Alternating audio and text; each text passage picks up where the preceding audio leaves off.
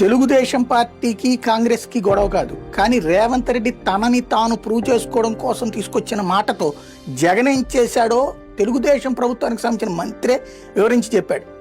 రాయలసీమలో ఎత్తిపోతల పథకం అన్నటువంటిది జగన్ ప్రారంభించి హడావిడి చేయాల, హంగామా చేయాల, ఆర్భాటం చేయాల, కూల్గా చేసుకెళ్ళాడు. ఎందుకంటే పర్మిషన్ లేదు తెలుసు.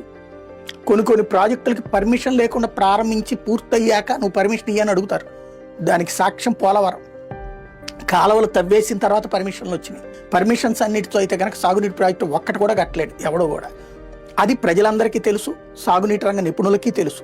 ఎన్జీటీ పాయింట్ని అడ్డం పెట్టేసేసి మేము అందుకు ఆపేసాము అంటే అంతకంటే వెర్రితనం లేదు. ఎన్జీటీ ఆపమన్నా సరే ఆపకపోతే ఆ రోజున చివరికి చీఫ్ సెక్రటరీకి అరెస్ట్ వారెంట్ జారీ చేస్తామని కూడా వార్నింగ్ ఇచ్చింది జగన్ ప్రభుత్వంలో.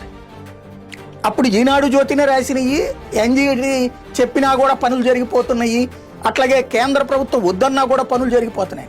అంటే రాయలసీమ కోసం అసలు అంత తెగించాడు, అంత కష్టపడ్డాడు, అంత డబ్బులు ఖర్చు పెట్టాడు.